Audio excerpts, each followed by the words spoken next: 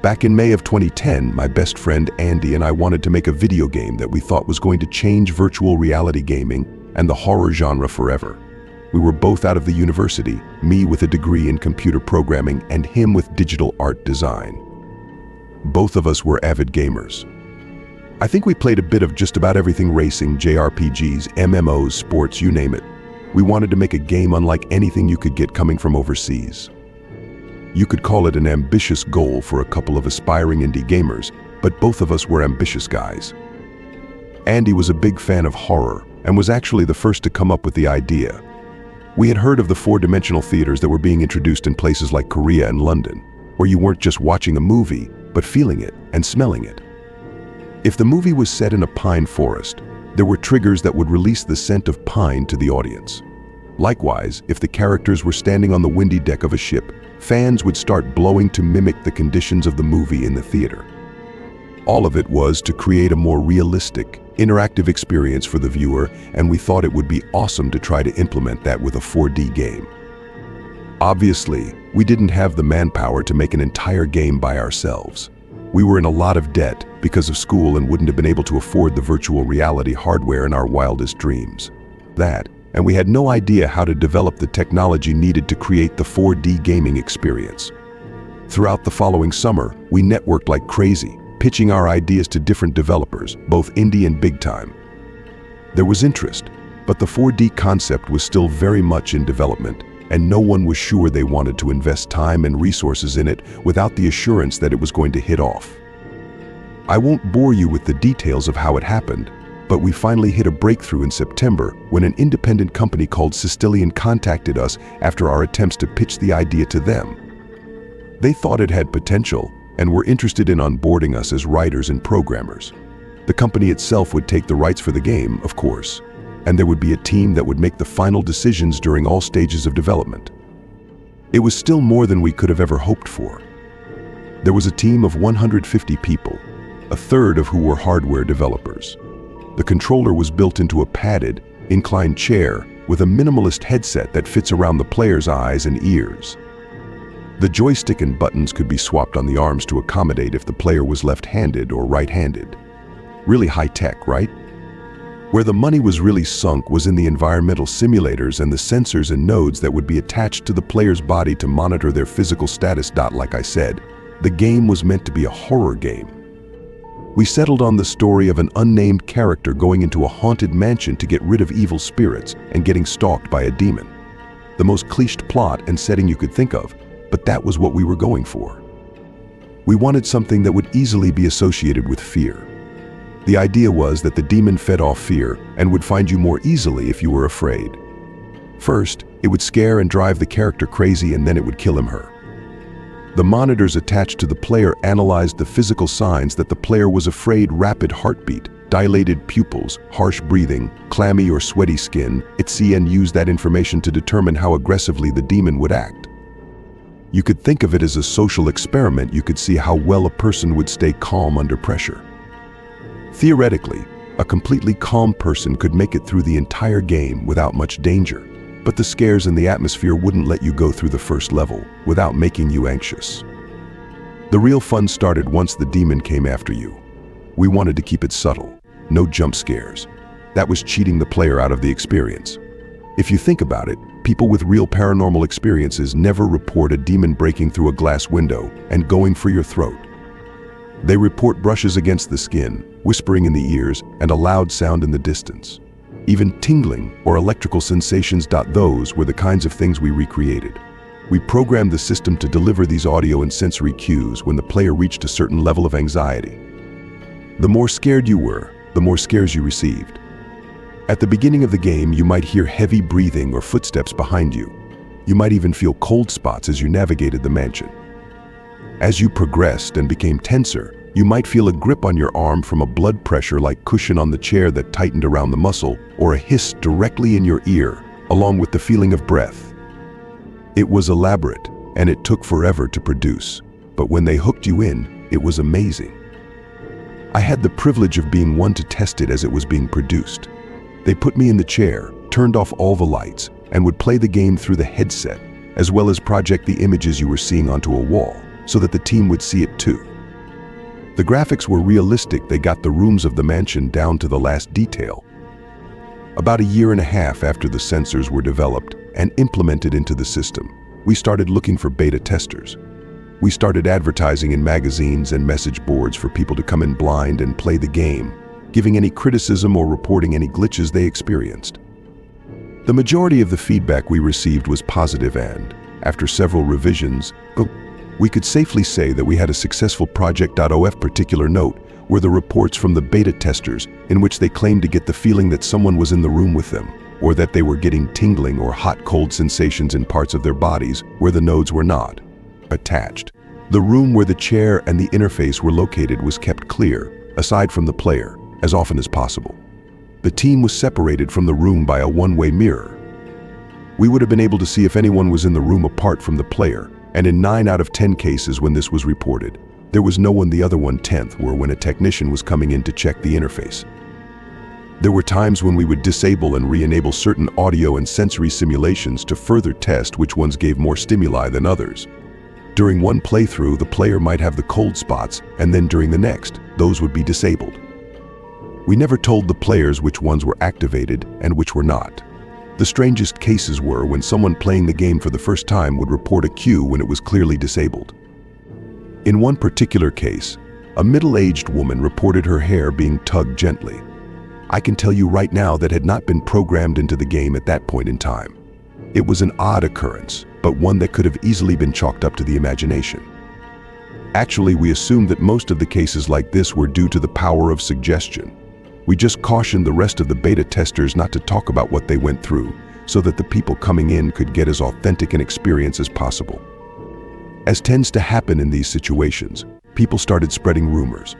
Some of my favorite rumors were the ones that made the Sistelian staff out to be cultists, who were secretly sacrificing the beta testers to the demon portrayed in the game. I have no idea how that one held up as long as it did, since there were absolutely no reports of injuries on or off-site, and every single one of the testers came out of the building alive. The internet and gossip do strange things to people, I guess. However, rumors like that were starting to give Sistelian a bad reputation. We decided it was time to bring in the media to defeat some of these rumors. We hadn't wanted to have reporters before for fear that other gaming companies would try to copy our methods, but now seemed like as good a time as any. We got several offers and wound up taking one from a popular gaming magazine. The reporting team came in and interviewed us about the games and the 4D techniques used.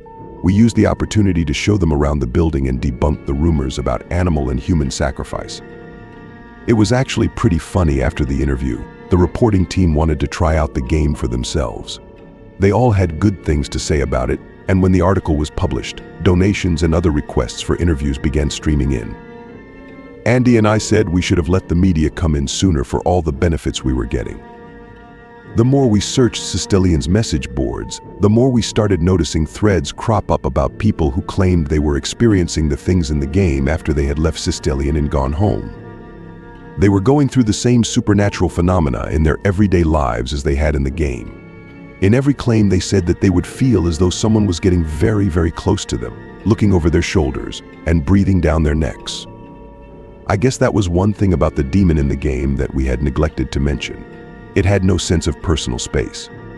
The reports eventually involved both minor and violent poltergeist activity. And people would be going through this for days afterward. The reports helped to spread the word even more, but it didn't help the persisting rumors that the testers were being possessed. The most popular thread, where the reports were being archived, affectionately called the demon causing these incidences the Sistelian demon or the Sistelian specter. I liked the Sistelian specter better. Then came the day when a young man, only 17 years old, we'll call him John, claimed that he wanted to file a lawsuit against us as he had been scratched during his time playing the game. As I remember it, John had been doing fine up until he had reached the basement of the mansion and then had screamed for us to let him out. The only evidence of the scratches was a set of pictures taken after he had exited the building. The scratches shown on the pictures were deep and red, clearly not something that had been dealt by a human, maybe by a machine, but an inspection of the chair revealed no sharp parts sticking out. The lawsuit was eventually dropped since there was no way to prove he hadn't scratched himself prior to coming in. It's not like we do a full body examination before sitting our testers down into the chair. It was at this point we decided to stop bringing in random beta testers and test the game ourselves for the last stages of development. I was one of the first to be strapped in. They had added so much stuff to the gameplay and so many more cues that I barely recognized it from the first time I had played. I remember going down the foyer staircase after exploring a series of darkened hallways lit by old Victorian-era lamps, feeling my palms sweat and the hairs on the back of my neck standing on end. The wind outside the mansion had been howling for the last half hour, and it sounded like someone was whistling a funeral march. I paused on the stairs to look at the windows, searching for any weird textures needing to be fixed, when I felt a tingling along my spine on my upper back, like someone was pressing his or her chest against my back. It wasn't just in the game I could feel the press in reality. I reached up and felt only the chair. The thing that really set me off, though, was the voice that spoke my name in my ear.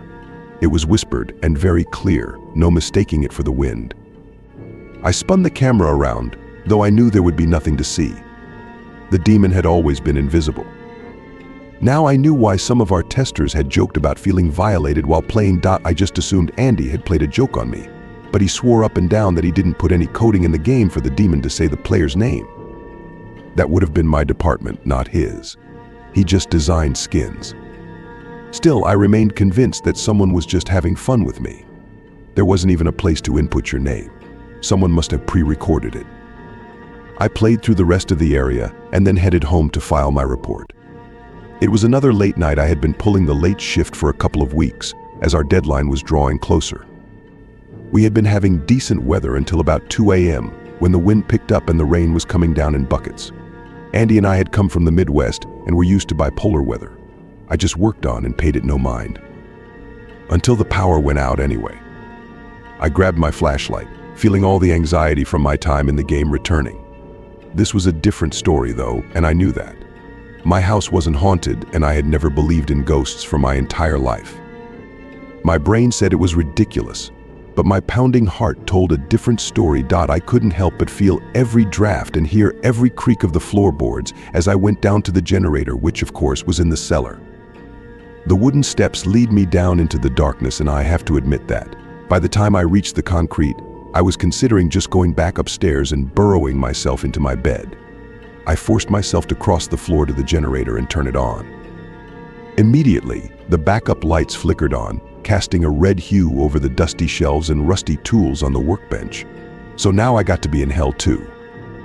The way back wasn't nearly as bad as the way down, and I reminded myself that everything I had experienced in the game had been just that, in the game. There was nothing to worry about. The demon, the Sicilian Spectre, or whatever, was an enemy made out of ones and zeros. It couldn't do anything to me. I was halfway up the stairs about at the same point I had been in the game when I had heard my name, actually when I distinctly felt someone tightly grab my wrists. As in, squeezing like my wrists were being juiced tight. I screamed and dropped the flashlight, which went off on impact. There was no one there, but I still slapped it where I imagined the hand had come from and clambered up the stairs. I didn't stop until I was out the front door and in my driveway, getting drenched and not caring. I whipped out my cell phone and punched in Andy's number. He said he knew how I felt. During his test playthrough, he had accidentally backed his character into a fire since he had been so busy keeping an eye on the rest of the room. We had all laughed at the mistake, but he hadn't mentioned the fact that after we had taken him out of the game, he had felt a burning in his lower calf. Later, when he looked at his leg after getting home, he discovered he had a first-degree burn right where his character had touched the fire. I drove to his house and looked at his leg myself. He had already spread ointment on the area and bandaged it up, but when he pulled it back, I was staring at a red and swollen burn wound. Out of morbid curiosity, I called the other members of our team who had tested the game that day. It was the same story all around. In the game, Jill had stood in front of a window that had shattered and then cut her hands while picking up the jagged pieces of a ceramic vase had suddenly fallen to the floor. Matthew's character had been crushed by a falling bookshelf, and then, when he had been getting into his car, his door had closed when he wasn't ready and 3 fingers had been broken. I looked at my wrists again, where dark, purplish bruises were forming. These couldn't be coincidences anymore. I didn't know what was going on, but it wasn't just a game anymore. The next day was a holiday, so everyone at Sicilian was off. I invited anyone willing to go back to the game room to try and play through the game one more time. Andy and I had gone through the possibilities. The point of the entire game had been for the character to go into the mansion to exorcise the demon. They could do it by collected special candles, and then lighting them in a circle in the attic of the mansion. After some other steps were done, the demons would be forced out of the house and everything would go back to normal. It had been a crazy night, and at any other time, I thought we would have been crazy for discussing these things. We thought that maybe, by completing the game and, by extension, the ritual, we could stop whatever the hell was going on. After all, no one, to this day, had ever finished the game from beginning to end. The game was as complete as it was ever going to be. Andy volunteered to play, for which I was grateful. Maybe it was cowardly, but I didn't want to be the one to go in. The room was frigidly cold as we attached the nodes. We threw a blanket over Andy to make sure he didn't freeze. The rest of us 5, in total, not including Matthew, who had gone to the hospital to treat his hand, gathered behind the one-way glass to watch. It was eerie, watching his progress through the game. I knew all of those corridors so well, having labored over their game files for months. Yet now everything looked new, now that I was sure that I knew what the game was capable of. I watched Andy's heart rate rise and fall on my monitor. His skin temperature analyzers went haywire as he rounded every corner. As was supposed to happen, he felt the demon close in when his fear spiked. But this time around, its interactions were low-key, almost subdued.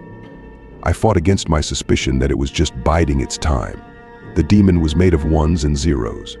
Numbers can't hurt anyone. I thought this even as I rubbed my bruised wrists. It took 4 hours for Andy to make it all the way through. He didn't even take a bathroom break. He just wanted to get this done as much as we did. He crept through the halls, doing his best to keep calm, despite the advances of the demon. He collected the 6 candles needed for the ritual and made his way up to the attic. Then, things started happening that were definitely not in the programming. The paintings and potted plants in the game began shaking and flying off the walls, clearly aimed for his character. In the safety of the monitoring room, 2 filing cabinets overturned before sliding across the floor and knocking down 2 staff members. Wires attached to the wall disconnected and sprayed sparks around the room. Grabbing a fire extinguisher, I prepared to extinguish any flames that cropped up. Andy had placed the candles on the floor of the attic and was using an old lighter to light them. He was able to get the 4th candle lit before he suddenly bucked in his chair, screaming for us to stop the game. When we rushed in, I saw his hands flailing, as though he was trying to tear off the nodes and sensors glued to his body. Maybe that was part of it, but when I got a closer look, I realized he was fighting with something invisible that was holding him down on the chair. His shirt and face had been slashed and blood dribbled from the wounds. I was afraid I was going to break his arm since I was pulling so hard to get him off the chair. Finally, we got him free and out of the room, slamming the door behind us. Andy's character had already died, and the game over screen mocked us as we scrambled to call an ambulance. I didn't sleep for the rest of the day and the following night as I waited in the hospital. Andy's wounds were worse than we thought. There was a massive amount of internal bleeding that we hadn't known about. The doctors tried to stem the blood loss with transfusions, but their efforts were for nothing. Andy passed away early in the morning. A week later, I saw a news special about the death and its connection to the game in Sicilian. I couldn't blame whoever had blabbed. The police blamed Andy's death on the system malfunctioning, as though that could explain the scratches and the internal trauma. Our supervisors didn't care. They ordered the project to be shut down, and I was grateful. I never wanted to see that game again. The only way I was ever going back to the Sicilian building was if that room was demolished and the chair dismantled. Though, to be honest, I wouldn't have been surprised if anyone who tried to take it apart was attacked as well. I left the company when the announcement was made that the game would be discontinued. People on the forums expressed everything from disappointment to relief. The game was over. For weeks, I couldn't stop glancing over my shoulder. I moved away from the town and the memories I had of Andy. My co-workers held a farewell party for me, despite the fact that they probably had the right to blame me for everything. They said that I had helped make a game that would never be forgotten by anyone who played it. That was all well and good, but I was desperate to forget and spent the rest of my life trying to do so. I was always keeping two eyes on the shadows and jumping at every little creak. There was this little fear that I would hear my name whispered in my ear again, which would mean that whatever I had created had followed me. And I never wanted to think about that possibility. The only thing I could do was try to sleep and ignore the times when I felt an invisible, clammy hand stroke my face. Credit.